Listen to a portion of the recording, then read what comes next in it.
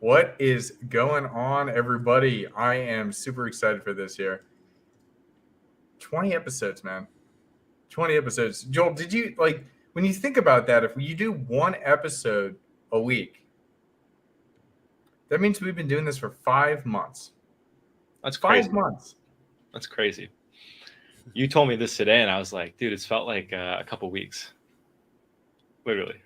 Yeah, there's been so much that's changed. We've brought other people on. Like we have Jaron here from Mentrine. We've had Josh from Renegade Wingman. We've had a lot of other special guests as well. Paul from Come On Man podcast. We've had Lloyd from The Single Guy. We've done a lot in a very short amount of time, and it's really exciting to see it grow. But why did it grow, Joel? Because we worked at it. Because we put in the work. And We that's gave it really our what today's best. topic. That's what today's topic is all about. Putting in the work. Men need to do the work. That's an uncomfortable truth, but it's reality. Is that if you don't put in the work, you don't get the results. And one of the things that I've always I kind of came to realization on, and something that other people have experienced as well, is we all hate putting in the work, but once you put in the work and you get the results, you look back at the journey, and that's your favorite part, is looking back at all the trials and tribulations you went through to get there. Yeah, when you're in that spot too, some days you're like, I would give anything to be back in the grind when you're on top of the mountain. So it's a good reminder to cherish the hard times and be grateful for them because, again, you don't get these opportunities very often, whatever that is for you. That's a great reminder, Huds. Yeah, and that's just kind of what I was thinking about. Like, dang, I didn't realize it was that long. As you said, it felt like a couple weeks. To me, it felt like maybe a couple months tops. And yeah, no, that's 5+ months. It's probably 6 months. It's half a year, because planning stages and different things, and then putting out something every single week.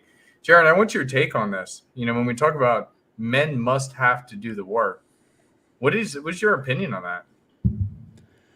I completely agree. I'll echo a lot of your sentiments in terms of Joel made a good point. Sometimes you miss the grind. I grew up on a farm, so I remember during harvest season, literally from sun up to sundown, you work and you're so just beat down physically that you come home, you take off your boots, you take a shower. The shower, like the inside of the bathtub, is black when you're done because it's just dirt and cherry juice and shit all over you.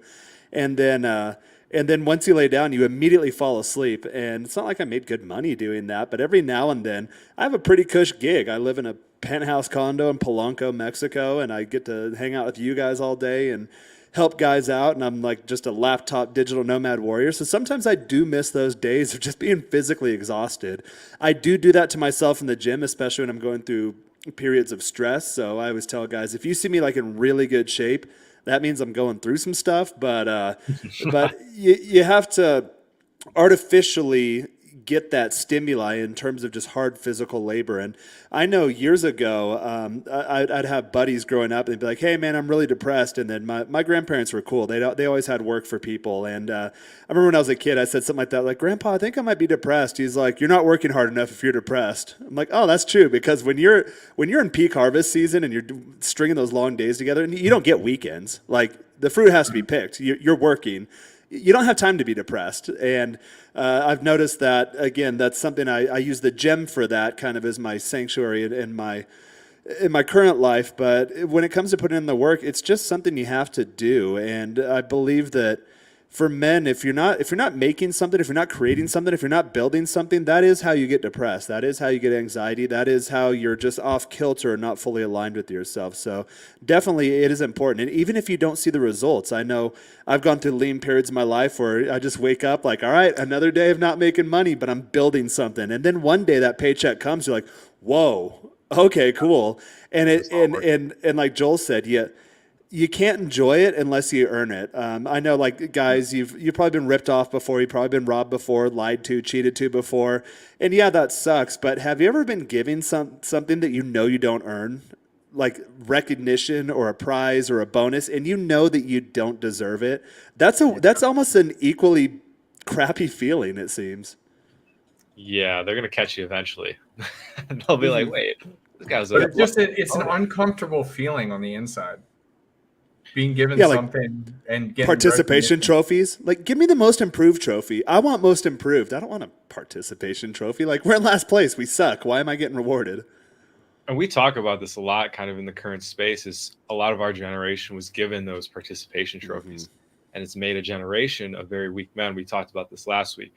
Hard times create strong men create good times create weak men, and then the cycle continues. So I received the National Presidential Award almost every year. Wow, look at you. No big deal. It's because is that for fitness? Yeah, it was basically you Yeah, can't do but pull-ups. isn't it based on your height and weight? So like you're able to do less pull-ups and stuff than me. Well, it's pretty much saying you can do pull-ups, so we're gonna have you do like 20 push-ups, and then we're gonna count it, but we can't give you the official award. So here's the national, and I had so much pride going into my adult years about being a national participant award winner. Wow. So Wow, I Joel. like this topic because this has been something that's been really powerful on my journey. My brother and I, so I'm living back my folks right now, spending some time with them. My brother's here, and he's going through some trials and tribulations, and he's on his path to becoming a man himself. He's 20, I believe, so he's coming up on 21. And today we went for a really hard run, and it was just like there was times where we wanted to quit, both of us. We knew it. We felt the energy between us. I'm like, I want to stop really bad. And we're both like not in the best running shape, but we both, since we were together and we were pushing each other, we're like, dude, we have to finish this run. Like, we're not stopping. And we finished, and kind of like Jaron said, we get that rush of endorphins and feel good chemicals. And it was just like, dude, we freaking did something tough today. And now for the rest of the night, it's been a smooth night because I'm like, I put in my grind and everything else is a little easier. So wherever Jaron went, I appreciate what he said about the putting the hard work. He'll be back in a minute, but no, that's very true. That's something that I've been struggling with, especially when I don't have a lot of things to do. If I don't get anything done during my workday, or I'm not getting enough done, at least to the caliber that I have set myself to, dude, I start going crazy. And that's when we get more involved and we start building out the business and we start doing a lot of other things, because I need to have that satisfaction day to day. And that's what I think is very interesting about, the differences between men and women. Naturally, men need to create. And if you're not creating, if you're not producing, there's something about it. I don't exactly know what it is, but there's something about it that like hits you. It's a very empty feeling. Mm-hmm. And it's very primal too. It's like you can't escape it because it's just so rooted in our DNA. I hear you 100%. Mm-hmm. You feel like you feel disconnected from life in a sense. It's crazy. I'm happy you bring that up. That's a really good point. And obviously, we see a big part of the generation trying to escape that through drugs, alcohol, all kinds of vices and stuff. And it's definitely a journey to learn how to make work a priority in your life. Mm-hmm. And value it. So I'm actually curious, Huds, like, when did you begin your work journey? Like, at what time of your life did you say, okay, Huds, I got to start working. I can't be playing video games all day or doing X, Y, or Z. Well, so the way I was raised, so it was very early on, actually in elementary school, that I had to take an IQ test because they wanted to see if I could be fit into the gifted program. And I believe the score was either 136 or 137. So it's fairly high, at least when I took it at that age. Yeah, that's super high. That's nice. And so from there, when I was told that and I was brought into that gifted program, I also noticed that like my mom treated me differently, and she always continually reminded me of how gifted I was. So that's probably where my ego comes from. That's probably where my ego comes from as well, is because I came from, growing up in a in a way where I'm like consistently being told like, oh, like you're the best, you're great, yada, yada, yada. And so I carried that through with me. And so I always tried to be the best. And so, whenever I was compared to other people, because like also I dealt with a lot of like crappy bullying and whatnot, like growing up, as a lot of guys do.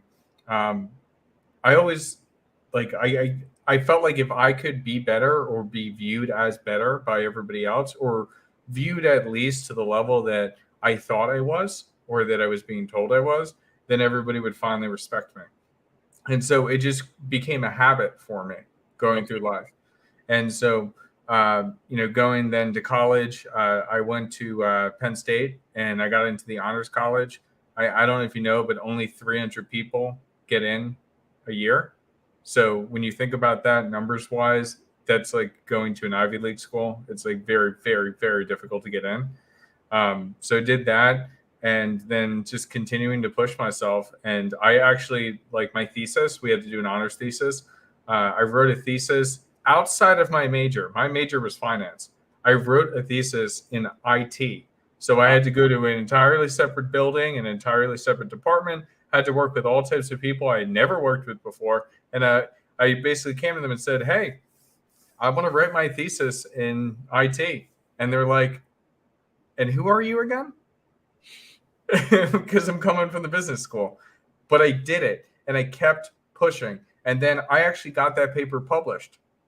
Yeah. I got that paper published at a German conference. Unfortunately, I couldn't go because it was the middle of COVID, and I wasn't able to fly out because they wouldn't let people do that. Stupid stuff, we know, whatever, doesn't matter. But I carried that basic lesson from being very young all the way through, is that, you are capable. And I think that's maybe what my mom taught me. You are capable. Not necessarily like you are the best, but you are capable. You have talent. Don't throw it away. Okay. And so I carry that through with everything. And if I'm not using that talent for anything, that's when I get frustrated. I love that story, man. And mine's kind of the opposite. So we'll bring the boys back in, and then I'll dive into how I wish I had that mindset growing up, tell you that much. So we got, the boys are back here. Boys are back in town. I'm a I good had singer, to kill right? I had to kill my iPhone as a webcam because I have groceries on the way, and of course you can only do it through the app. You can't log into the desktop and have it work. So No I'm worries. back down to subpar quality. Yep.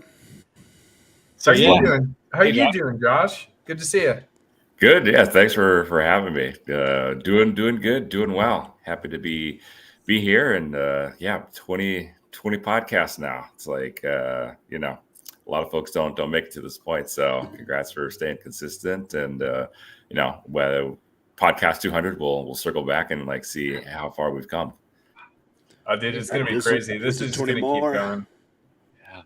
Yeah. Guys, we're talking about our origin stories here, and Hud just shared how his mom kind of instilled some values that you have talent, or you gotta nurture it, right? So I grew up in an environment where I was unique, so only Asian kid in an all white town. So I kind of always had this like I'm special mentality, and of course it got me through. In high school, I did pretty well, and I didn't have to try very hard. But when I got in college and I went to UW Madison, I think I was underqualified maybe a bit. And like I realized that, okay, like I can't just like bullshit my way through school anymore. Like I have to put in the work. And I didn't have that work ethic. So very quickly I realized that, okay, Joel, college might not be for you, at least in the degree you wanted. I was going for dentistry. And we had the pre-dental meeting. For anyone that's been in college that's listening, like you go to this kind of just to find out about your major. And they're like, yeah, guys, so they're accepting usually like 3.85s right now at a minimum. And I grabbed my free pizza and I walked out the door because I realized very, very quickly, that's not me, because I was already like failing classes and stuff. And it was frustrating because all my friends were partying still, like just as hard as I was, but they were all passing their classes. It was very confusing. But essentially what happened was I didn't have good work ethic. And so once I got out of college and got into drugs and alcohol, that's when my work ethic obviously really started to suffer. It became non-existent. I was selling drugs, so that was where my energy was going. which was stupid. And I was a terrible drug dealer as well. It's too nice. You have to be tough to be a drug dealer. And I was just giving people deals, and then they'd rob me. And it's just like, Jesus Christ. So yeah, my journey has been kind of like, I think maybe what a lot of people that come into this content look for is like how to become that tougher dude, how to develop that work ethic. Because once I got clean from drugs and alcohol, I realized that I didn't know how to, put in a hard day's work, and I didn't want to either. And that was the scary part. Like I just wanted to play video games and have an easy life. So this last 7 years for me has been learning how to show up every day, to do the work, like Jaron said at the beginning of the stream, when I don't want to. Adopt some of the mindsets that HUD's mom taught him. I had to kind of teach myself that. And then also finding content creators like you guys. Like I met Jaron through watching his videos. So that's like crazy too. Like I booked him for a call, and now we're like having a live stream together. It's absolutely nuts. But coming full circle here, yeah, it's an everyday challenge, but it's so rewarding to put in that work and get to go to bed, put your head on the pillow, and just be like, okay, I did everything I could today.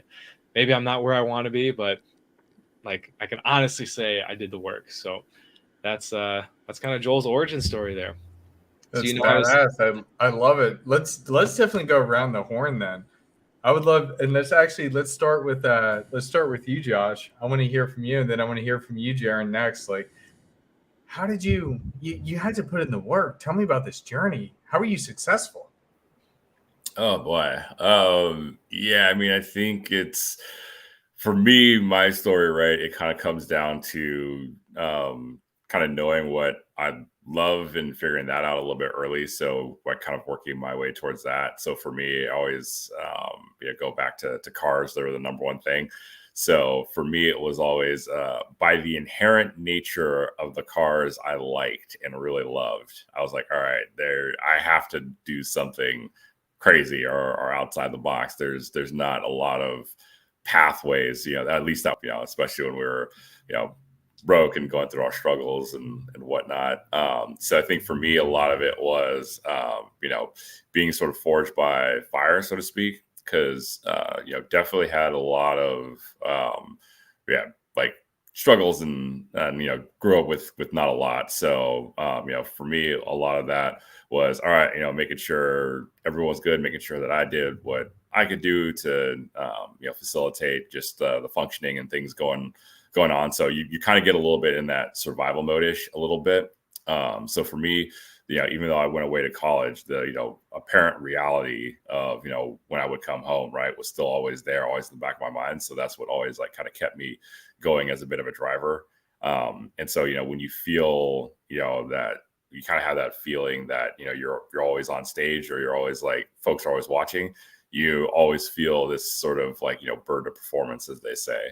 So that for me has definitely been a large motivating factor. And then, once I got out past college and really started to, ask the question of like, okay, like everyone else seems to be good, things are surviving, stuff seems well, like, I know kind of what, I'm about and what I like and what I'm looking for, but like, am I actually, going after that, right? Am I pursuing and staying true to my own ends, or am I, constantly more of in, hey, make sure everybody else is good mode first before taking an actual active interest in what it is that, I want to do. And so for me, that was, had to take a little bit of a hard look in the mirror when I was about like 25 or so and be like, hey, you know what, like, I need to be a little bit more selfish and look out a little bit more for my needs. So, I wound up putting a very concentrated, focused effort on that. And then be surprised at like how quickly and completely you can facilitate your transformation when you're really focused in on it. So, kind of focusing a lot on just working on, myself, but also achieving a lot of my own personal goals and ambitions. And so then by the time I hit 30, it was just like the floodgates kind of opened, but then that presented a whole bunch of like new challenges. So, figuring out and navigating all those new challenges. It's always fun when you're, trying to figure out, okay, how do I, get past this level in this game? But, now you're at a new level and you're like, okay, you got to figure out the lay of the land. And then suddenly you got the big boss fight or something that comes. And so, it's been a very interesting sort of journey, so to speak. But, I definitely would say that one, I wouldn't be here today if it wasn't for a lot of the support that I've gotten from like close friends and some family for sure. That's just a fact. Like without any of that, they were a very good, I would say, at building some parameters to keep myself like grounded in, right? So, because it's real easy, especially as you're like, kind of grinding, or you're starting to get your first taste of success, to really get like lost in the sauce. So I was always very, very fortunate that I always had some really good people in my close immediate circle just to kind of help keep me a bit grounded, keep me a bit balanced. So that way, I didn't run too far off the rails, or, again, when I just hit those points of just like sheer frustration, or just didn't seem like I could figure stuff out. They just kind of helped me stay sane and like reset my, thinking a little bit. And then the other big kind of contributing factor was, again, just always, kind of listening to my gut, even though when there are times where just like, man, I don't know if like this is the right decision, but I got to go with my gut on it. Your gut will always point you in the right direction, or at least take you down the pathway you need to go. Because when you don't listen to it, that's when everything just goes completely like wonky. But things can still go wrong, right? If you do listen to it, but at least it's wrong in a direction that like, is somewhat moving forward, or at least, gives you a much more valuable lesson or insight that makes you realize, all right, maybe this was an actual dead end, right? Or maybe I just was going about this the wrong way. But those two things I would say, like, more than anything else, for sure, helped me stay exactly like grounded, but also give me a good appreciation for where I am today. So yeah, it's been a very wild, interesting ride and journey. There's still more levels to go and uncover and discover. So for me, it's a continuous process, and never quite satisfied with reaching one mountain peak. It's like, okay, now like that one's good. Like, okay, how can I find the next one? But listen to your gut to really help navigate you and guide you. And then two, you need those really key core people in your circle that will, again, just kind of help you stay balanced. Because it's real easy to get lost out there, or get like, lost in your own hype, or you start getting like, success, and then you just start really like running off the rails, or running amok a little bit. So it's good to stay grounded. I like that. One of the things that you had said in that I really want to hone in on is, once you start to solve your own like personal goals, it makes you a better person to then it raises your frequency, I guess, so to say. Your frequency determines who you end up meeting and connecting with in life. And so as you do your personal goals, you become a better person working in a higher frequency to then meet people that are a higher frequency that can then continue to push you to go even further towards your end goal. And I think that's absolutely fantastic. Yeah. So again, I always, I'll take this opportunity again, shout out to, again, a lot of the, close friends and family that have been in my circle that have been, rooting for me, but also just, even though they may not fully understand me, at least, they understand like what I'm trying to do. Right. And so, without any of that, then I definitely wouldn't be here or where I am today. So again, it's just, that's the thing. It's also helped just, you meet cool, good, genuine people that kind of help you out on your journey, but you keep that as your template. That helps you when you start, leveling up and meeting success, because you start realizing like, oh, there's a lot of other successful people out there, but a lot of them don't either have your best interest in mind, or a lot of them just like aren't the right fit to really help you grow and expand. And so when you get that good template at the base level, then you really, really, can find how to navigate those waters as you, again, kind of go through these sort of different levels, and really find and build that tribe. So again, a huge, thank you and shout out to everybody throughout the years. A lot of you know exactly who you are, because I always tell you, but super, super grateful, super appreciative for, again, everything that you've done. And again, it's always that group effort, that team effort. And that's the number one thing I've learned, is that, in this life, if you really, really want to go far, like, you just have to have a team. You have to have a team around you. It's the best way to win. Because when you're player versus player, you only have so much strength and so much energy. But when you have a true team, like in a collective, it just amplifies and magnifies what you have going on. So huge thank you and shout out to all those folks out there. You guys know exactly who you are. But always take any and every opportunity I can to say thanks.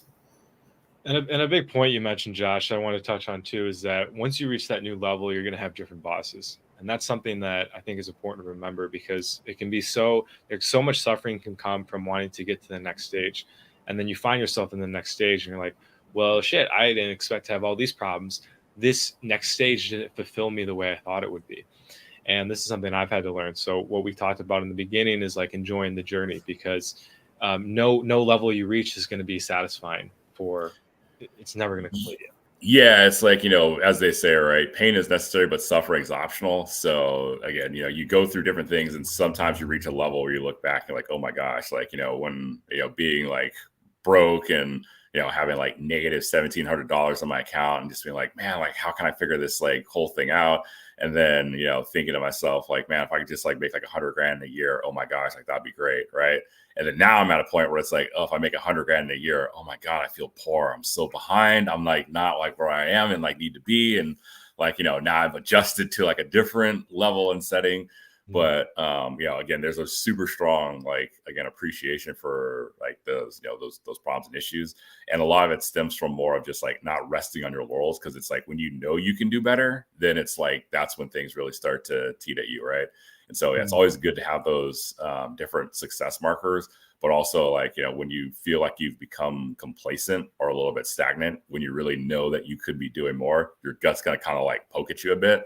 So, that's why it's very important to kind of listen to it, but also to, like you said, those bosses, they're going to, hit you and come at you in different ways. Cause again, you've never seen it before. Right. So you're used to like dealing with, things coming straight forward. The next thing, this level, everything comes at you sideways. And then the next level, everything comes at you from behind or below, or like, from all directions at once. And you're like, oh my gosh, all right, how do I handle this? So, again, like, having that confidence and ability and your skills and everything is great. But in reality, like if you got a good, just kind of solid team around you, again, they'll really help you stay centered, stay grounded, stay a little bit sane. Because again, there's going to be, a lot of different challenges that you'll face, and things that you didn't even like think were going to be like a challenge are now like a challenge. Right. So, it's always very, very important to make sure that, you've got those folks around you that, again, you can trust, rely on, and have your true best interest at heart, even if they don't like fully understand like what it is that you're trying to do. And again, that's one of the things I've always been very grateful for, is like, I know a lot of stuff I want to do is just like, it's a really crazy, like hyper specific thing that's definitely not for everybody. But fortunately, a lot of people have been supportive of that. One, they do get like a lot of the benefits, right? When we get to do like really cool, like really wild, crazy stuff that you just normally never would get to do. But then two, it's always fun too, to just show people like, hey, like this is possible. Like, and I tell people all the time, like, you look at all the cool, amazing things that I've been able to do and I'm working on and continuing to like the direction I'm continuing to go. I'm nothing inherently magical, nothing inherently special. I'm definitely not like, some crazy, super smart wonderkin that just like, figured something out that nobody else knows. It was just more of like, putting in the work and, staying consistent with it, but also really just, again, trying to figure it out and hone it to do it my way. So that's really what it comes down to. And so for a lot of you guys out there, if you think that, you can't do X, Y, or Z because there's, some inherent magical thing that you're lacking, in reality, it's just keep putting one step in front of keep putting one foot in front of the other, just keep taking steps every day. That's really the only like magic secret sauce, is just continuing to persevere throughout it all. Cause like I'll tell you, like, I think I'm a, fairly smart, like, jovial individual. But again, if you break it down, like there's nothing inherently magical about me. Yeah, you're not special at all, man. Stop trying to think you are. Right. So, maybe I'm a little bit tall, but like that kind of, but that only helps with like certain senses of regards. But for the most part, like, again, there's nothing super magical. The way that I always say it is that life is a journey. Like, so you've got like a block, like it's a track. Okay. And if you want to get to the end, you still got to run the track. It's just that certain people, whatever they're given, whether they're taller, come to a better family, like they may start a little bit further than other people, but it doesn't matter where you start, you still can get to the end. Sometimes it does take a little bit more work. Yeah, and again, like I've met people from every different walk of life you can conceive. Like no one has it easy, even like so, I've know people that are extremely, extremely well off, right? They were born into some very fortunate circumstances where they have never had to worry about like, can I pay my bills or whatnot. But people are like, oh well, like they have an easy life. It's like, well, actually not really, because their whole life and what they've been dealing with all the time is like, I don't know who I can trust because everyone just wants something from me. People don't actually like me or care about me. They just care about the access I can provide to different things, or they think they can get something out of me. So, they kind of live in a very isolated, paranoid world where it's just like, oh, like you seem a cool person, but like, what do you want? What's your angle? What are you after? Right. Right. And Like so, look at Zach Wilson from the Jets. Like he's Yeah. a super rich boy, and he just got ripped to shreds last year because he was a douche. Yeah, He has exactly. no And so, character. And now Aaron Rodgers is kind of whipping him to shape. If you guys have been watching Hard Knocks, and it's like nice. He's having his humbling yeah. moments. So Yeah. So it happens to everybody, right? And again, no one's like got it easy. Yeah, we all do have like our own various different sets of problems that we have versus others. But again, like don't be under any illusions that like, oh, everybody's just coasting and is living life on like easy streak. Like not everybody's got their issues and their struggles and whatnot. And yeah, we all have like various different levels that we're at, but that's where I think it's also like important to again understand that, so that way you don't get like caught up in like jealousy or self-righteousness, right? It's like, oh, these guys are so like X, Y, or Z, when it's like, well, just spend a day like in their shoes. So like one of those good stories, right, from when you read when you're a kid, right, The Prince and the Pauper, and they both like want to get out of their lives, and they both like switch lives, right, because they happen to look the same, and they both realize like, oh my gosh, like they had complete misconceptions about how the other side was doing, right? So you'll see that as you start moving up and getting a lot more success. And yeah, there's some rich people that are complete douchebags, and there are some that are just like completely awesome, like amazing, and you would not believe. You're just like, oh my gosh, like you're like one of the coolest people I've ever met.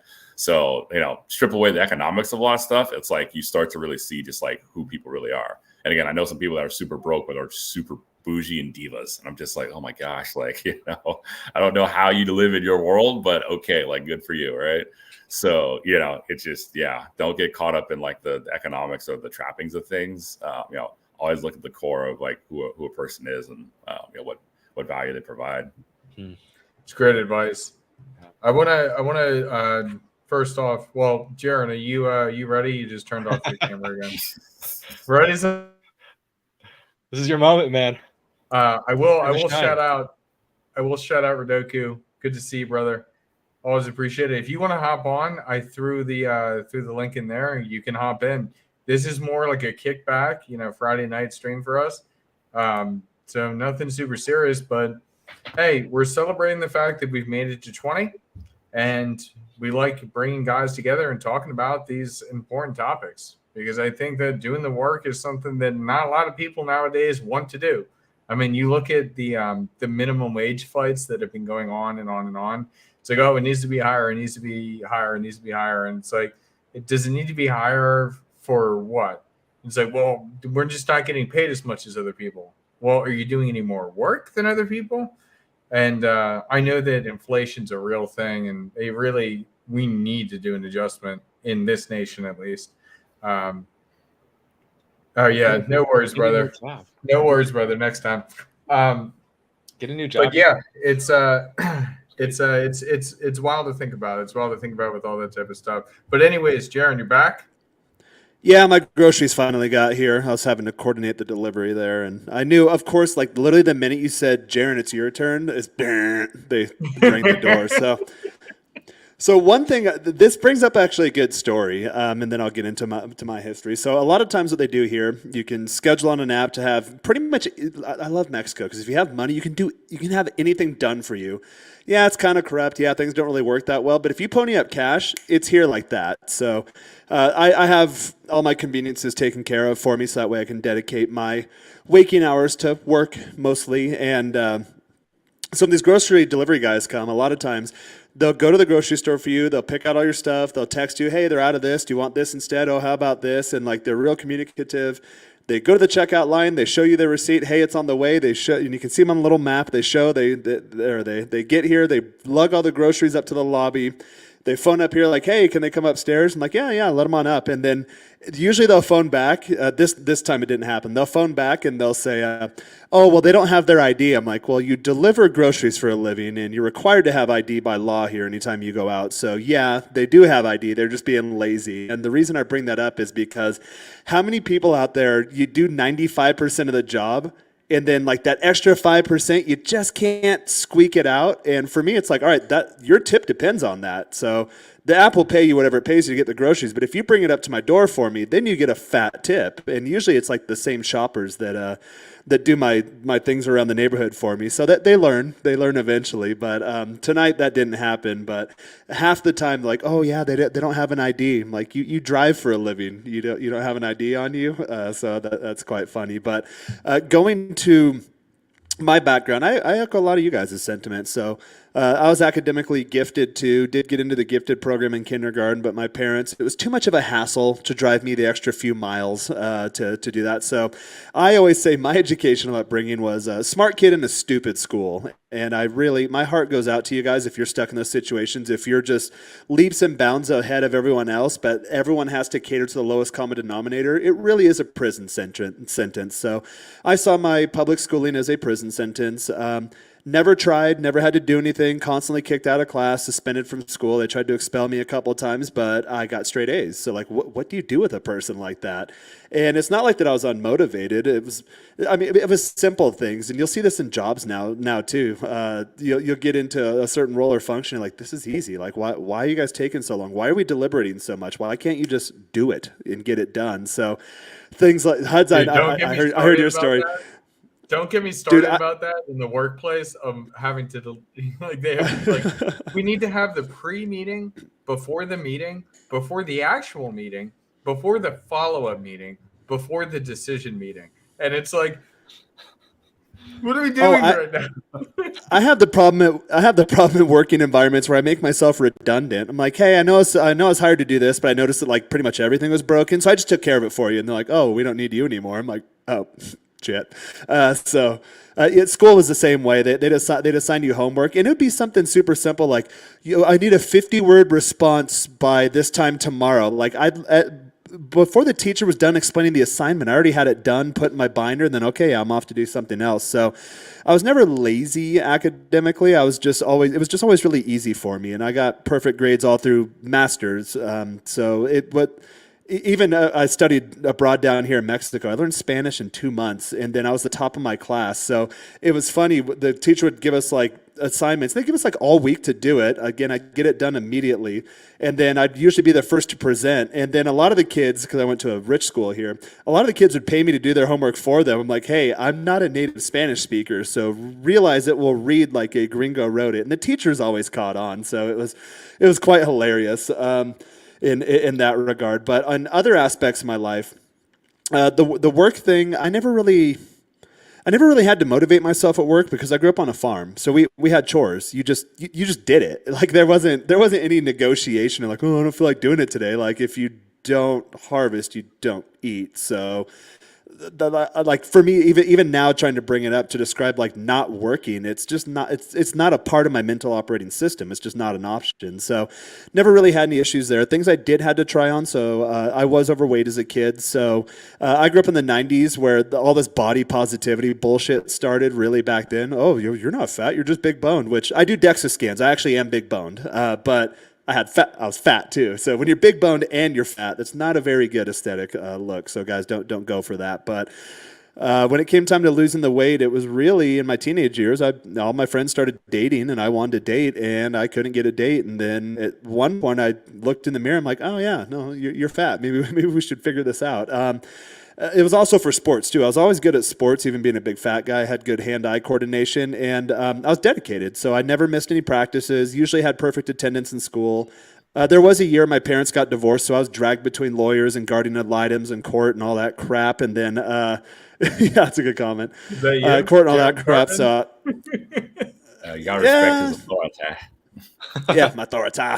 But got dragged between to and from class to court and guardian items and meeting with lawyers all the time and counselors, and it was a drawn out process. So in second grade, at the point they're like, well, you missed so much school, it should probably hold you back. But I was like a couple of years ahead in school. So again, what do you do with a guy like me? I spent most of my upbringing in the hallway copying dictionary passages. So that was interesting. Or I'd get kicked out of class like, well, we're not going to suspend you, but we're going to give you in-school suspension. I'm like, yes, like now I can actually learn. I can sit in ISS and read an actual adult novel. Yeah. It's so I loved dumb. in-school The suspension. Oh, I could write 50 pages in a day. I wrote my thesis in a fucking day, Yo, you should literally write a course on how to handle in-school suspension. Oh, it was the best. The only time it happened to me, and this is how my school district did it. You would just have to sit there. You weren't even allowed to study. You just had That to sit sucks. there. No, we're allowed to read or write. So for me, that's fantastic. Rather than listening to the teacher talk about something, and you'll realize this when you get older, that most public teachers are not that smart. So when you're a little kid and they're lying to you, I remember in 1993, the AIDS thing was still a big thing. And they're like, well, anyone can get it, and like as a little kid, I knew, no, unless you're like in sub-Saharan Africa and you're a gay transvestite prostitute, needle using drug addict, statistically, no, you're lying to us. So inherently distrusted authority, distrusted government, distrusted teachers, still do to this day. We know in recent events, it was very, very abundantly clear they're lying to us. And a lot of people didn't get it, running out and buying toilet paper and putting shit on their faces. Like, what are you doing, guys? So I always say, I thought that getting out of public school would be like, okay, now I'm going to be with adults. And like, oh my God, adults are stupid too. So that made things really difficult on the academic side. But in other areas of my life, I had to work to get the weight off. And I work with a lot of guys that are like significantly overweight, 60, 80, 100 pounds overweight. We've gotten some good progress. The group that Josh and I managed together have a handful of guys there. But still for me, like when it came time to like, I need to lose the weight, I just kind of did it. I caught myself drinking too much years ago, and I think it comes to like an internal identity issue. Like I don't fancy myself an alcoholic, so I'm just not going to drink anymore. It was never really difficult. The difficult thing is coming through this thing like, okay, anything I want, I can do, and then the world changes around you, or you follow models that were outlined by someone else that you've always been successful at without trying. And then something blindsides you, or you're not prepared for the real world. Like I grew up in a pretty decent area, so the first time someone ripped me off, like that doesn't happen where I'm from. The first time my first high school girlfriend, she cheated on me. First week in college, so I got into Pepperdine, which was my like number one school. She got into a state school that was subpar academically. Of course, me not knowing any better, thought I was going to marry my first girlfriend. I'm like, oh yeah, I'll go to that school. She cheated on me her first week of rushing sorority. I'm like, all right, so that sucks. But that started my whole Mexico thing. So looking back, I am glad that happened. But getting out into the real world and realizing that, okay, your preparation, it's not adequate for dealing with, I hate to say it, dumb people in society, and you get it all the damn time. So for me, the challenge has been, and I know it sounds super douchey and whatever, but it is what it is. Like I just call shit like it is, and I've known this since I was a kid. So it's hard getting into the real world, realizing that, okay, I'm a bit accelerated. I've worked to slow down the speech a little bit. I don't have to use weed anymore to do that. I'm a bit accelerated, and I see things unfold long before they're going to happen. But how do you convince other people to do that? And then how do you get people to follow your lead and trust you? So those were the things they don't teach you. And going back to like the in-school suspension stuff, it's like, oh, Jaren's a nuisance. We'll just put him in a box somewhere and let him be by himself. That's great. Solitary confinement for Jaren. Yeah, exactly. Too much of a problem. Yeah, so it turns you into kind of an introvert, and then I realized I'm getting older. I'm like, I'm really not that introverted. I like being around people, but now I'm starting to come into myself to where like, okay, people need to follow me. I'm not going to follow people anymore because they always lead me astray. And it's when you're always right, then again, stepping outside of yourself. You put on that academic cap and you're like, well, I was right about COVID. I was right about the race riots in 2020. I was right about all this stuff. I saw it coming long before it came. And you'll hear me say stuff on this channel like, oh, this is what's going to happen. People are like, oh, no way. I'm like, Okay. Well, that is what's happening. It's in front of your very face, guys. So the difficult thing for me has been like coming into myself, putting myself out there, and then just saying, "Hey, guys, I'm calling it like I see it. This is the way. This is the way it is." And going back to the workforce thing, my big focus now is making money, driving revenue, increasing cash flow. That's something where I followed the corporate model for years and years. Like, all right, I'll accelerate really quickly in my career, and then I'm going to get rewarded. No, it doesn't work that way.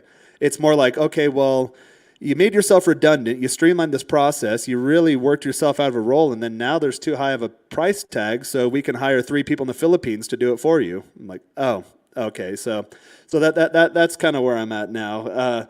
In terms of, okay, well, what do you do with this, or what's the next step there? But I'm glad I linked up with you guys. It seems like we're all aligned on our mission of helping other guys. I had a handful of calls with guys today, and it's really cool getting another face behind the camera and being like, hey, you know what? You said something, you planted a seed in my head, and I sat on it and I chewed on it a little bit, and then it started growing, and wow, it just changed my reality. I'm like, oh, good. Like that's what gets me up. That's what drives me forward. And then the money will come. I'm not too worried about that. I've been broke and I've been rich and I've been everywhere in between. And I mentioned to you guys in the previous chat, I had a new contract that was supposed to start on Monday, and then log into like, hey, hey, here's our first call. Oh, we didn't know you lived in Mexico. We're going to pull the contract. I'm like, you shipped a laptop to Mexico.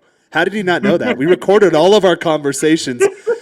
You'll hear me say this too when I start getting on like other people's panel shows and stuff. There's a reason I do the things I do and say the things I say to the people I say and do them to. And that's why, like in the very first phone screen, hey, I live in Mexico. Is that going to be an issue? No. Okay, if it is, run it through my home address, 1099. No one's ever had a problem with that. Yeah, no, not an issue. Sure. Okay, cool. Ship the laptop here. Oh, we didn't know you lived in Mexico. All right, cool. In 4 days, just closed another deal, managed to squeeze out another offer, making 50% more than the last one. So for me, motivation, I've found that I've never really been motivated that if I want to go get something, like I'll have the goal out there on the horizon, but it's when my back is pushed against the wall that I fire back real quick. So that goes back to like, guys, learn to embrace the suck. Start to adopt that mindset like, all right, world, you're pushing against me. Well, guess what? I'm going to push back a lot harder. Yeah, no, that's fantastic. And I know we've talked about it before. Essentially, you need to understand your vision first. Like, what do you actually want to do? Once you can define what you want to do, then you can start on that journey. But if you have no idea what you want to do and you're going to just sign up with some random company for them to tell you what you need to do and how you're going to be successful, like, hey, stay with us for 5 years, and then you get a bonus on your 401k and you can get invited to these fun events that we have. And it's like, but like, is that really the goal that you want? What are you actually looking for? And I think that understanding that first is most important for you to make every decision in your life. Yeah, I agree with you, Hudson. And I want to make a point too for people that maybe don't know what they want, because I know people right now that have no idea where they want to go in life, and they are floundering. And at that point, you just got to do something, right? Got to get a job, just start working, waking up, doing the cold showers, just do something. Because I have a friend of mine that's in that position, and I could tell him all day, like, you got to know what you want, but I've told him that. He's like, I don't know. So you got to meet people where they are too, and know that everyone starts somewhere. Sometimes it helps to know like what you don't want to do, right? So go down one path, like, all right, I don't want to do this, so that'll help give you a different perspective on things. And again, it does kind of come back to, you kind of have to know what you want, right? So for some people, right, like doing the whole corporate thing is great and fantastic. And that's, there's a lot you can do with it, right? So, don't necessarily think that, if you're working a corporate job and you're like doing well and you're crushing it, right? It's like, oh, like you're somehow a loser, right? It's like, no, like it's fantastic. Do make the most out of the opportunities that you have and just know like where you want to be. If you want to be like more of that entrepreneurial route, then by all means, like, go for it and pursue it, because that's what's going to give you some fulfillment. That's a good point. A lot of folks in this space tend to be a little bit more on the entrepreneurial side of the equation. But again, that being said, like being an entrepreneur is like, it's really hard and it's crazy. So like, it's something that for a lot of people, I definitely do not recommend, because it takes so much out of you with like so little, can you work for, a crazy amount of time with no light at the end of the tunnel, and you're just not sure if it's like actually going to pan out, right? Continuously, and take those risks over and over and over again. So, for a lot of people, it's just, that's just not, what they're built for, what they're cut out for. So again, at the end of the day, you have to figure out and know like what your, what really drives you and what it is that you want out of it. So, if you're trying to do the entrepreneurial thing, but it's not really like what you want to do, and it's not really like, you don't have the gumption or gusto for it, there's nothing wrong with that. Like, hey, go find where you really do excel and shine. So, but no one can tell you, what exactly that is for you. That's something you have to figure out and define for yourself. So again, like I said before, like, if you're working a corporate gig and you're crushing it, great. That's your ideal lifestyle dream. Fantastic. I'm very happy for you. Like, don't think that, we're going to try and like, discourage you or like say, like you're somehow, missing out or a loser on that front. Like, no, because you're doing really well. But, by the same token, like if you're doing well in the corporate world, but you're not really cut out for that, you're more of like, hey, I need to start building my own thing and really start going this direction. Then listen to that voice and go that route. Because again, I've seen people that, are, entrepreneurs that really should be in the corporate side of the equation. And then a lot of people that are on the corporate side that should be in the entrepreneurial side. So, it's always interesting when you see that, right? Or you see like some entrepreneurs and you're just like, you would be really, really well in the corporate side of the equation because you need that sort of structure to really help you excel. Because without it, and you're trying to define it for yourself, you just run off the rails. That's so interesting you say that, because that's what I've found is like in the corporate structure, you're looking like in the corporate world, you're looking for structure. In the entrepreneurial world, you are trying to give structure to people. Yeah. That's the difference between the two. Huge difference, between the two. That's what, and to bridge them, I've been consulting the last few years. I love consulting because you still have that steady paycheck, you still have that corporate kind of structure, but you're telling people what to do. Whereas, but you're not taking on all the risk as far as you would in the entrepreneurial type space. But it's still better than the corporate space where, okay, you get a paycheck and someone says, you have to do this. Like, that's not the most efficient way of doing that, or that's not the correct way to do that. Oh, just do it. I'm like, okay, I'm doing something that I know is not going to work. Like, how demotivating is that? So I like consulting. I can't count how many times that's happened. You're like, this project is going to fail, guys. Like, oh well, you're not being a team player. Like, I am being a team player. I'm carrying the team. Yes, I'm being a team player. Yeah. Oh yeah, that's the worst. This is how we've always done it. But it says on your website that you guys want to be like the top innovators in the space, but you're doing things that you've done since the 1990s. There's a disconnect here. What are you talking about? And then eventually you learn just keep your mouth shut, just clock in, clock out, and like we don't see you as motivated as when you started. Like, oh, you wonder why. But again, it goes back to like, and guys, like if you're watching this type of content, obviously you're, again, for lack of a better word, you're better than other people, or you're working on being better than other people. And the more you go on your journey and you come into yourself, you realize that most people don't know what they're doing. So that makes it really tough, again, going back into structures that are defined by other people that they're just there too. They're just trying to get by. They're just doing what they've been told to do. And when you start to break out of that paradigm, it's really difficult to go back and interact with those people. Like, well, why don't you write this way? Like, dude, I'm a better writer than you. What are you talking about? Don't ever talk to me about writing again. Like, period. And well, you're being insubordinate. Like, you shouldn't be in a leadership position. What are you talking about? So that's me corporate ranting. But you can apply that to any other area of your life. Yeah. I could go for days on that shit. It's so funny to me seeing like different managers and whatnot. I have to say right now in my main job, I love my manager to death. He's the best manager I've ever had because he sees the world and understands it exactly as I do, and it makes everything smooth sailing. But most I got asked that today on a call. Yeah. Oh, go ahead. Yeah. Definitely would say that, like never, pro tip, right, is like never, ever, whether you're an entrepreneur or you're like a corporate type person, right, never, ever, ever let a good boss go to waste, because a good boss will, teach you so much, but also you'll learn a lot about people and interactions. And, the terrible ones, right, you'll learn from them, right, too, like one, how not to treat people, right, two, what is a terrible environment, so you get a good one, you actually do appreciate it. But yeah, if you ever, are fortunate to get like a good boss and everything, like, don't ever let that go to waste. Because I've been fortunate. I've worked with some really awesome people. Some interesting people, I'll put it that way, before as well. But there's definitely been quite a few like really good ones that I've worked for. Where I'm just like, okay, like this is the type of person I want to, model a lot of my leadership style after. So yeah, entrepreneur, whatever, like, never, ever let like a good boss go to waste. Yeah, that's what YouTube's for me. I can find all the good bosses I want. Yeah, there you go. Yeah, see. Yeah, YouTube University. Everything's online now, and that's one thing too. Especially a couple of us that we went through the academic system, and I did really well at school too. And then you come out to the real world. They didn't prepare me for anything really in real life. Like, what do you do? Wait, like Josh hold mentioned, on. You're telling me that they didn't teach you how to balance a checkbook? No, my grandpa taught me that. Yeah. Yeah, right?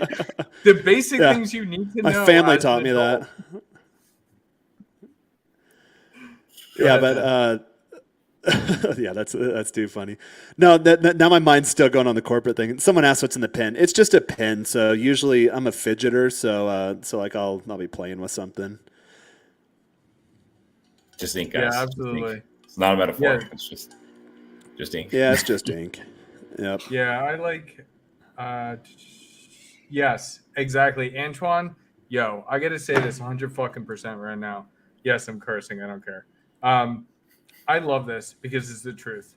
I've talked to everybody here about this. I've talked to everybody that I'm very close with. When it comes to good colleagues and bosses, they can make any job good. Anybody who's in the military, they don't miss the job. They miss the people. And that's what's crazy about it. Like, I got screwed. Like, I did a stream on Jaren's channel on another panel show talking about it. I ended up getting screwed at the job. And what I didn't miss the job. I missed the people. So as I was dealing with all the legal stuff afterwards, all I could think back to was the great people that I had by my side for a solid team. A solid team. That's what we were talking about. When you say military, it's like having a solid team. When you have a solid team and you lose that team, it hurts. So I think that's a very, very good point. Yeah, going through adversity together too. I think that's what a lot of guys also miss in the military. And this question came up in a call I had earlier today with this new client I'm going to start with next week. And they asked, like, well, how do you manage your teams? How do you structure your teams? Like, it's a flat level organization. I'm to liaise between the C-level and then my department. And I just get them the resources they need to be successful and get the hell out of their way. And then like, well, do you need them clocking in every day? I was like, no, I don't work on that. Like we do 2-week check-ins. Like, here's what you need done. Let me know if you need anything to get it done. And I don't want to talk to you. Like, I have a life outside of work. Like there's other parts of me that I need to develop outside of my professional self. And that seemed to resonate with them. Their faces lit up and I'm like, boom, got it. Like I nailed it. Well, it's also too, like, when you treat people like competent, capable adults, you actually would be surprised at like, how competent and capable they can be. Right. So, like, I'll let you guys. Let people shine. Yeah. You know what you need to do. Right. So it's like, all right, I'm just here to help provide like some support and some general sense of direction. But, you guys got this. And then, you'd be surprised, like, how well people can thrive under that environment. Then there are other people where it's just like, all right, I got to manage you like every step of the way, right? So you got to know like what personalities you're dealing with. Another question. This is watermelon ice. The elf bars. They haven't outlawed them in Mexico yet. Where do you guys fall in that category? Are you guys that need that structure, or can you kind of just get told what to do and just do your thing? Like, where do you see yourselves? I mean, it's like a column of both. I mean, I've been in roles where it's just like, all right, here's a sharpened stick, some war paint, a loincloth, go make something happen. It's like, all right, cool. I can totally do that. Right. Or, hey, we're looking for a very specific tactical type of precision, right, strike, right? Or we need this, there's very specific mission parameters around this particular role. It's like, okay, yeah, I can execute that based on my, area of expertise, right? So it really just depends on the role. Fortunately, I can kind of do both, which is a nice skill set to have. But if I was given the choice, I'd usually just choose like the stick and the war paint, where it's all right, cool. I can just kind of go off and like, figure out and navigate stuff. That's usually my preferred, mission of choice. But yeah, if there's something that's very specific, it is very nice when you have the specificity, because, where you don't get on the creative side, you definitely like more than make up for. And okay, this is just more straightforward. I know exactly what I need to do. So, you don't have to deal with a lot of the problems of like figuring stuff out or like, seeing if the plane will take off or will blow up on the runway. Right. So it's nice to know like, oh yeah, it goes up, it goes down. All I got to do is just like, fly it over here or fly it over there versus like, hey, this thing is, trying to go hypersonic. We don't know if the engines will like hold or stay on or, if we were using the right kind of glue, but hey, we'll figure it out. Right. So, there is something nice around like, having a little bit more structured world. Absolutely. 100% agree. I want to throw this in here. I think Antoine's got a great question just to give some perspective. Like, what exactly do we do? And so I just want to roundabout go through the different things that we're involved in, whether it be like main jobs, side jobs, different things like that. So first and foremost, I'll just go ahead and say I'm in the IT field. I got my degree in finance. I've done multiple different jobs, finance, supply chain, and now IT, and I'm essentially a business consultant. And so I come in and I help businesses improve their processes, improve their IT infrastructure so that they can be more successful. And then outside of that, I also am a dating coach. I love to help guys get the woman that they want and live the life they always wanted to live. So it's absolutely fantastic. That's my spiel. I'll send it over to you, Joel. Yeah, so I do coaching as well. I do addiction coaching, so helping guys and women overcome their addictions to drugs, alcohol, you name it. And do YouTube as well. That's been starting to generate some income, which is really nice. And kind of just working on the entrepreneurial stuff, like building a community and being able to do digital nomad stuff for full time. So I've done a lot of like, crappy jobs, you could say. Worked at Whole Foods, Target, all the, the really unfun stuff. Had like a landscaping business, which did not go well. You got to know how to landscape to run a landscaping business. You don't say. You guys didn't know. Who would have thunk? Can't bullshit it. It was an epiphany for me. And then I do like, what do you mean I cut your grass? Like car. Have you guys seen like single wide trailers like that whole thing, like overgrowth of grass over the car? Like, oh no, I totally cut it. Dude, I imagine Joel out there with like a just regular scissors cutting the grass. He's walking along. Like, what do you mean? I'm doing the job.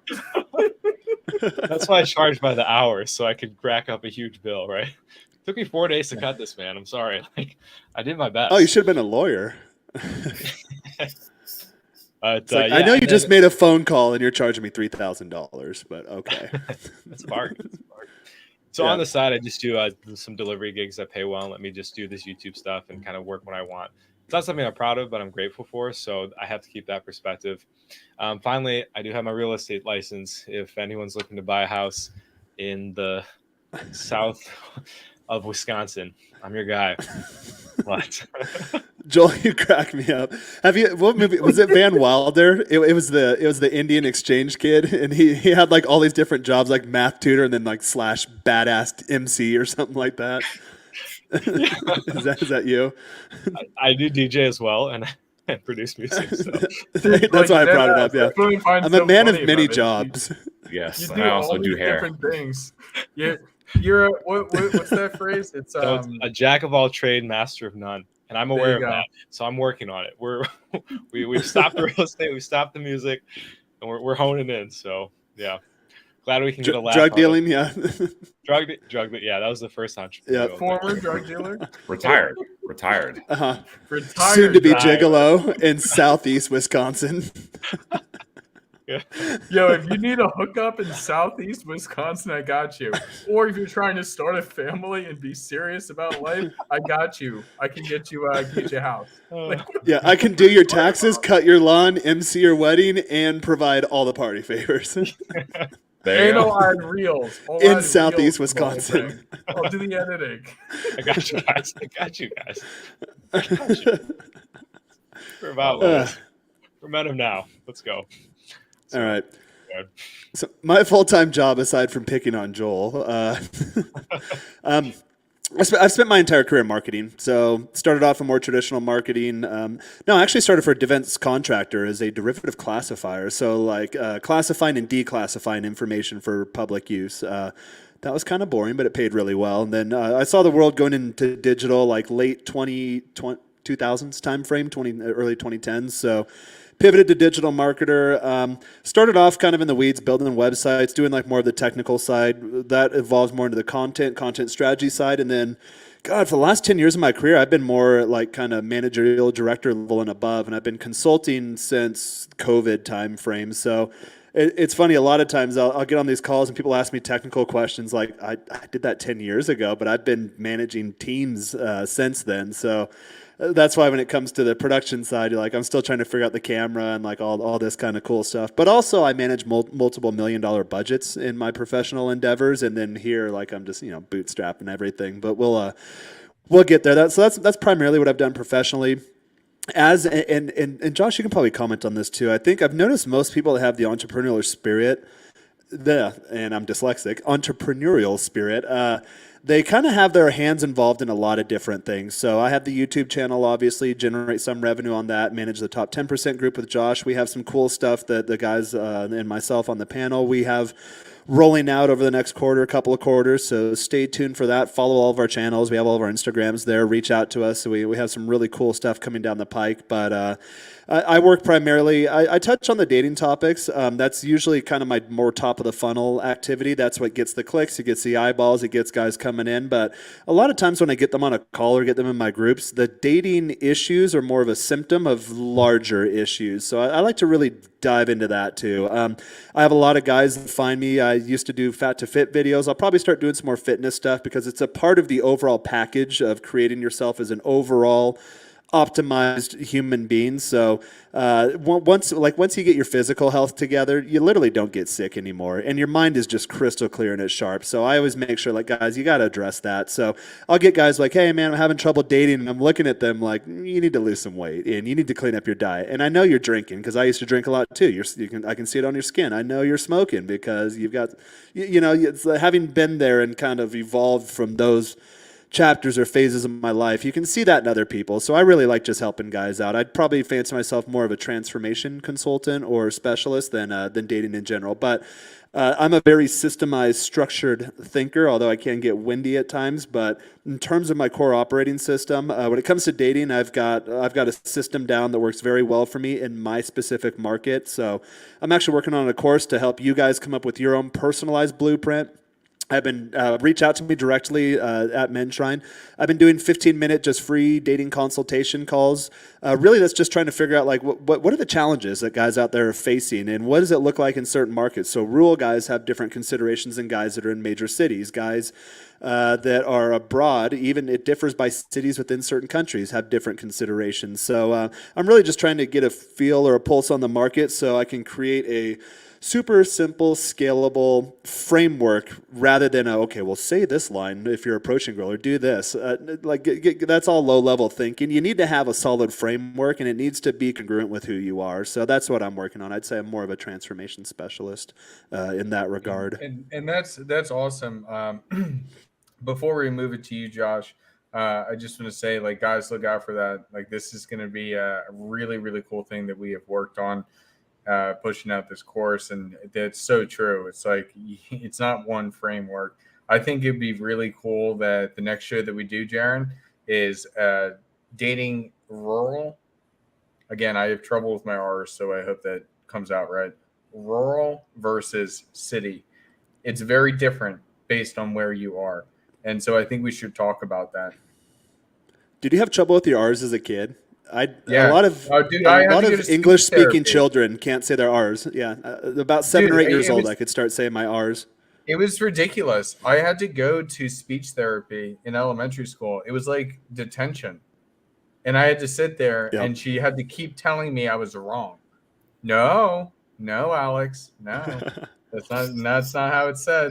And I'm like, I'm trying my best. She would give me Jolly Ranchers and like, say it this way by keeping the Jolly Rancher underneath your tongue. And I'm like, you're just feeding me candy. I'm not learning. Yeah. Nonsense. Maybe that's why I was obese as a kid, because like I just couldn't do the R's.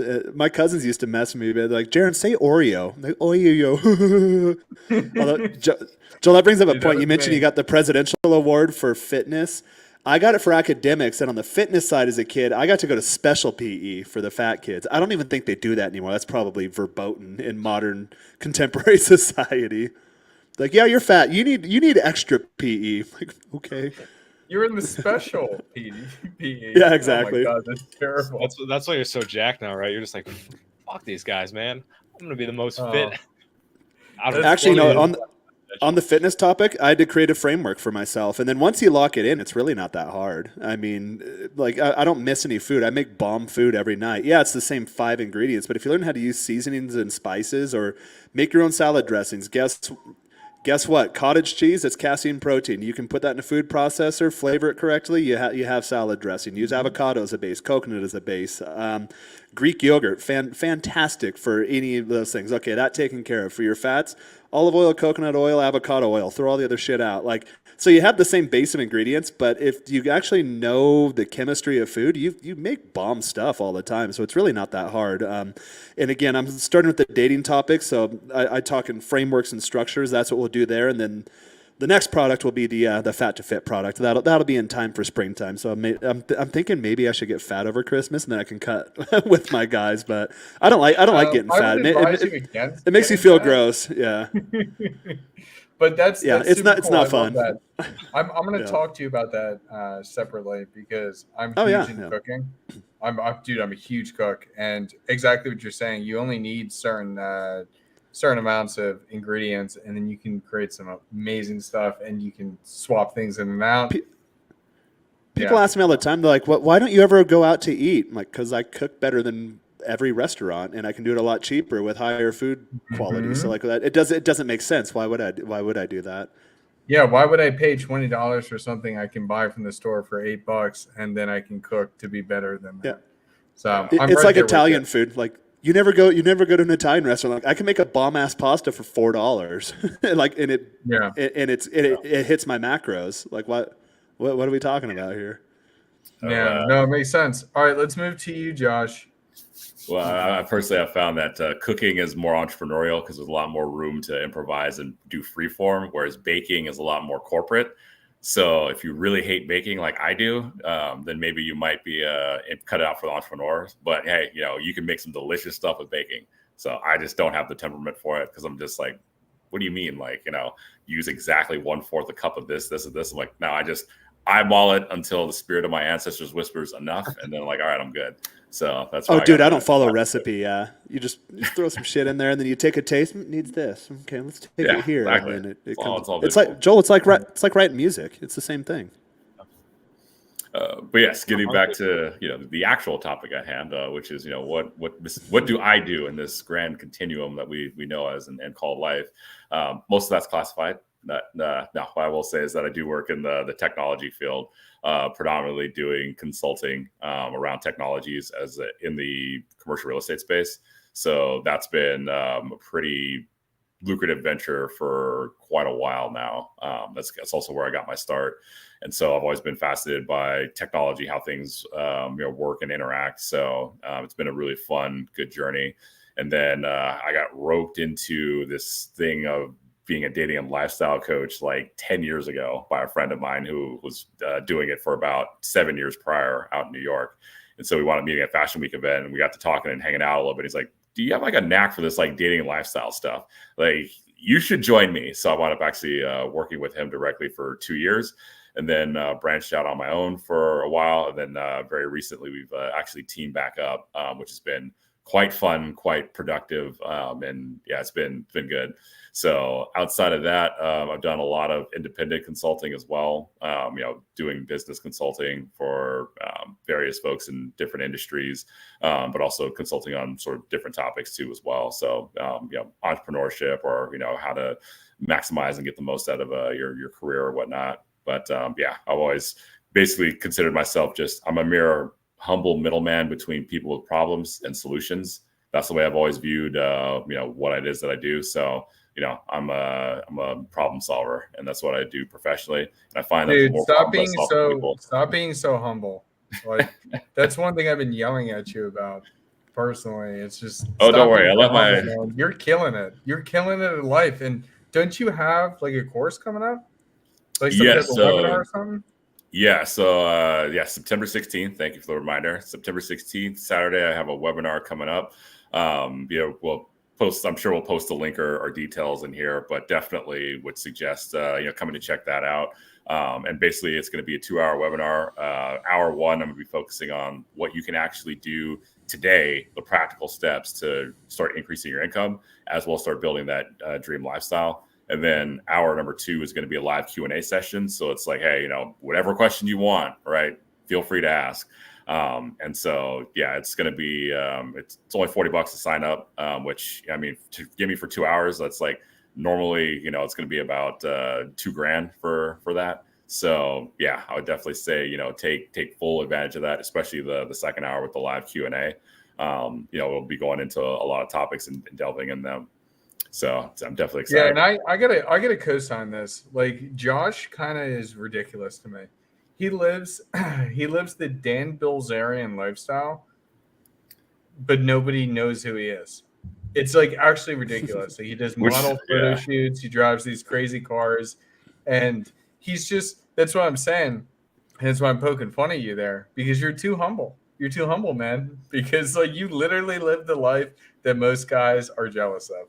Well, I stay humble on the internet. You find me like in real life, then you get to see a little bit more. Or if you follow me on my social medias, then yeah, it's all like I'm definitely not humble there.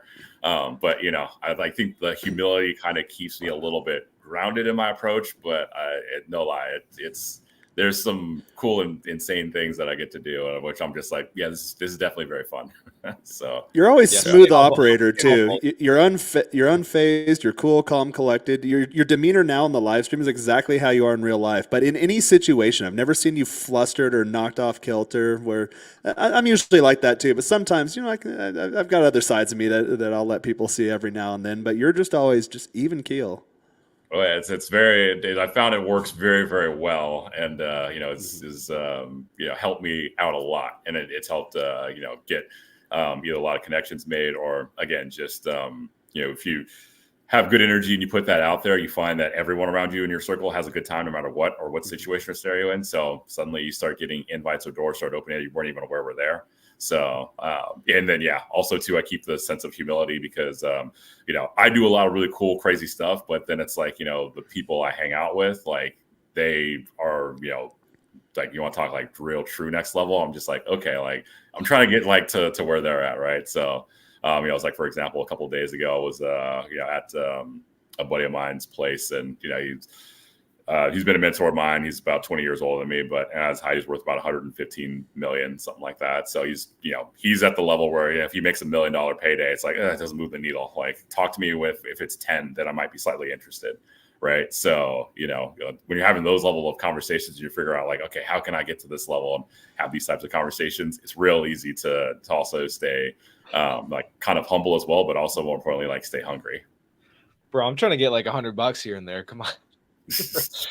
1 to 15 mil. It's a Tuesday. It's rookie numbers. Get up them numbers.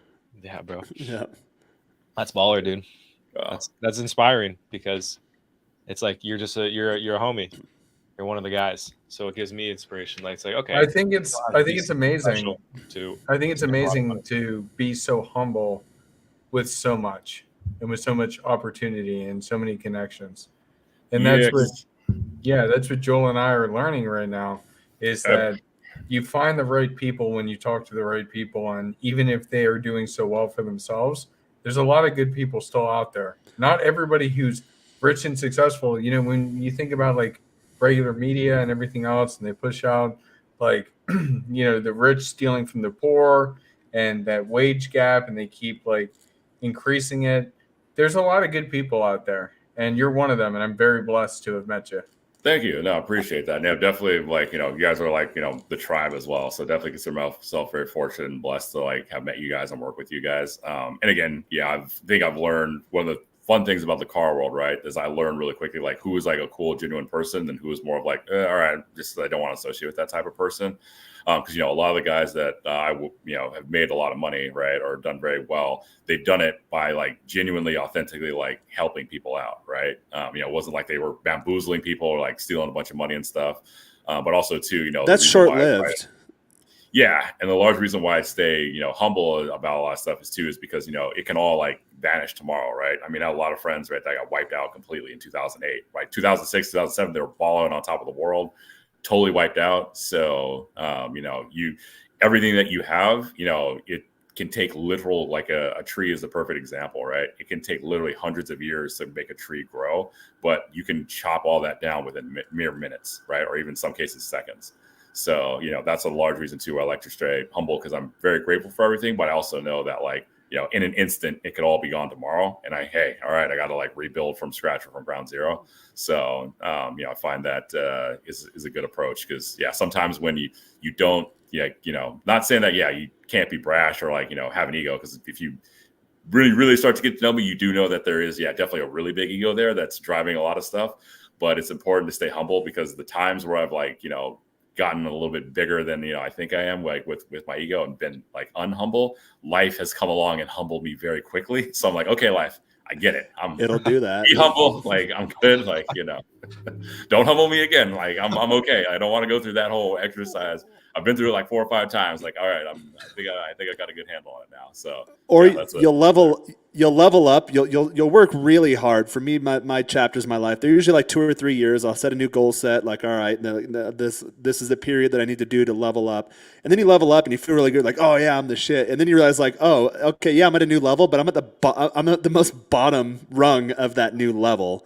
And then to jump levels, it takes more and more effort. So I use the analogy, like I work with a lot of guys overweight. So like, hey man, I'm 100 pounds overweight. Like, dude, all you have to do is like stop eating crap, stop drinking, and just like walk, and you'll drop like a pound a day. But I have guys that are getting. That's not fair. That's not fair. I don't want to give up drinking and eating crap. That's not fair. Right. Give me an alternative method. I'm working with a couple of guys now. They're like, dude, I've lost like 80 pounds, 100 pounds. Now, like now when I put on muscle, what I do is like, now is where it gets hard. Like it's harder to lose that last pound or two than it is to lose your first 20 pounds. I'm in the process of a cut right now. So have veins starting to come into my abs. Like it takes a lot of effort to lose that last cut. If I probably need 4 pounds off before I'm shredded. That takes a lot more effort than to lose 40 pounds. Like you just don't eat shit and like move, So life is kind of like that too. For guys that may be not so far ahead in their life, as defined by, whatever it is you're looking to do in life, it may seem like a monumentous effort to just wake up and not be depressed. But when you start getting that momentum, you start leveling up and you start getting in new rooms and you start meeting higher caliber people, you think like, oh, hell yeah, I did it. And you should be proud of yourself, pat yourself on the back. But the minute that ego gets out there, you're like, oh, now I'm in a room of like actual ballers and I'm a nobody. And eventually I will be that person. So like, let's say, for example, like when I first started making 6 figures, I'm like, hell yeah, like I'm making 6 figures. But I hung out with guys that made multiple millions a year. I'm like, oh, that's not shit for these people. So now I'm striving to do that. And I'm sure once I get to that point, it'll be like, oh, well, you're not making 10 million a year, So there's different levels to life, and you'll find that as you get to a new level, again, take some time to celebrate. Hell yeah, you worked hard, you earned it. But you realize very quickly, well, now I'm back at ground zero. And for me, in my mind, I always update my baseline. So once I achieve something, that's the new zero for me. I'll celebrate for a bit, but now going back to where I was before, that's negative. That's below zero. So you always have to update your baseline too. Yeah, that's a super key point. And again, you don't want to just get in the Olympics, right? You guys want to like win gold, right? But once you get to the Olympics, you start to realize like, oh my gosh, like everybody's like crazy at this level, right? So it's like, how do I excel at this level? And to Jaron's point, you do have to continuously raise that baseline. And that's what, kind of keeps you hungry, but also keeps you from stagnating and sliding back. Because there's nothing more frustrating than getting to a certain point and then they knock back like 2 levels. Yeah, it's a little bit easier when you kind of go back and like replay those levels, but it's still like, it kind of irks you a lot where it's like, oh, I gotta like redo like all this and this again. So, just keep that in mind. But that being said, I do have to run because I have a dinner reservation I have to make. But it's been an absolute blast and a pleasure chatting with you guys. But yeah, anybody that's interested, check out that webinar. I'm sure we'll drop a link here, but I'll be posting links on my socials. So Renegade Wingman, that's my, all my socials, my Instagram, YouTube, as well as my website. So you can find me there. And then, look forward to talking to you guys all very soon again. Sounds good, brother. It's a pleasure, as always. No, there we go. Yes. All right. Now I've made it in life. I got my first Don DeMarco, so I'm good. Huds, do you got sound drops set up there? Yeah, I do. Oh, yes. I was on radio in high school. I used to love doing the sound drops. Hey, brother. Oh, dude, it's so funny. I love it. I think it's absolutely fantastic. But yeah, I haven't had that set up for a little while, and I was like, oh my God, when Spartan Existence was saying it, I was like, oh shit, I need to have that. And so I just connected it back up again. You need to load up our stripper songs. Actually, Spotify it was weird. I was trying to figure out something to play last night, and I was like, oh, I'll just do the Spotify daily mix because their algorithm's pretty good. And it's like they know. Like the first song was like my old pot smoking song when I lived on the beach in San Diego. The second song was my stripper song. I'm like, Spotify, like get out of my brain. I haven't listened to any of these songs in years, by the way. But so you haven't been able to get it? You haven't been able to get it? No, I'm saying stripper song on the soundboard. Yeah. Dude, I just love this stuff. I think it's so funny. Oh yeah. No, but that was no, it's been great. I mean, is there anything else you guys want to close out with? Because we've been going for almost an hour and a half here. I know this is like a kickback stream, and like I'm gonna go ahead and like just throw it to the chat again. If you guys want to join and you want to talk, yeah, get up here. You don't even need to have your face. Hop on in and let's talk about life. Why not? Like I'm totally cool for it. Yep. Yeah, I've got a bit. I have dinner arriving in 30 minutes, and I'm not referring to food. Dinner will be prepared here. Yeah, but I'm definitely good to chill for at least a little bit more. There's exciting stuff going on. What Josh is doing in the life he lives with, like, I mean, you went to go see him in person, and you guys have hung out multiple times, and every time you hang out with I've learned a lot from him. This is real life. Mm-hmm. Which is weird. Sometimes I don't realize that about my real life. So I get people coming down here and like, oh, you got your residency? Like, apparently that's a hard process for people. Like, obviously, if you don't speak Spanish, it's much harder. But or things like, how do you get an apartment here? Like, what's the deposit? I get questions all the day about like just the logistics of living here. But I did that so many years ago in my late teens. I took that big risk, got on an airplane, and just came down here. Didn't know what the hell I was doing. Was terrified. And the minute I stepped foot, I'm like, hell yeah, I'm conquering new territory. So for me, sometimes like my life to me is just kind of meh. But when people come and visit, like, whoa.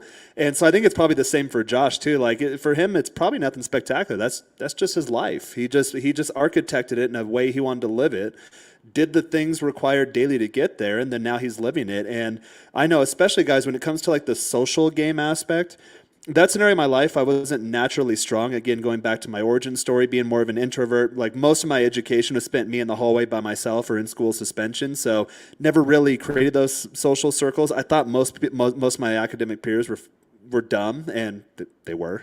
You can see where they're at now and see where I'm at now, and that is objectively true. But so I never really developed those skills. But as I'm starting to level up, I realize how important those really are. So hanging out with guys like Josh and then just seeing how these things are done firsthand, and then boom, taking a mental snapshot and just executing that down here, it's going to get me ahead very quickly. So that's why, guys, I'd recommend, especially if you're working hard.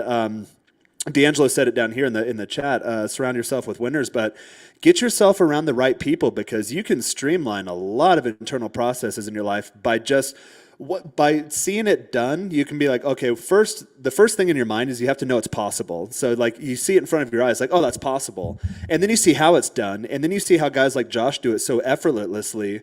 You're like, oh, well, Josh is a normal dude. Like he and I get on these live streams, and we chop it up for hours at a time. Like, like there's not. And I say this in a good spirit, that like what does he have that I don't have? Like we're equals. We can get on streams. We can break down ideas. We can have a laugh. We can tackle some tough topics. But he's crushing it in this area of my life that I've never really given much focus to. So why would I go about it my own when that's not my area of expertise? I'll just see what he's doing, put that framework in my head, and then execute. And then, sure enough, there it is. So yeah, Josh is fantastic for any of the social type stuff, especially. Yeah, and that course that he's going to be releasing is, or not course, it's just like a more shorter webinar to like give an introduction. That's going to be fantastic. I can't wait to announce everything to you guys. We've been building out the entire thing. That's going to be really cool. So mark your calendars for September 16th. It's going to be his camera models event that he invited me to in LA last summer. I took that. Yeah. I'm like, what a genius concept. So I gave that to one of my buddies down here, and we actually have one tomorrow. And then I was talking to my buddy down here, and I saw that he and Josh are following each other. I'm like, oh, good. I'm glad those two connected too. So that's, I mean, really just, Joel asked a question earlier as far as structures, like find a structure that works, implement that, and then you can make it your own. You can start picking it apart, and then sometimes I'll take other structures and pick those apart and then add pieces together, but make it your own. But yeah, if someone's doing something that works, go ahead and start there. Absolutely. 100% agree. So Joel, do you need to hop? Yeah, time to go. I got to do some video editing tonight, but yeah, appreciate you guys. Appreciate this, the stream and stuff. And guys, if you want to connect, Sobriety University, I coach men and women how to quit addiction. So hit me up on there. And yeah, I'll see you guys next time. Peace. Good stuff. Thank you, brother.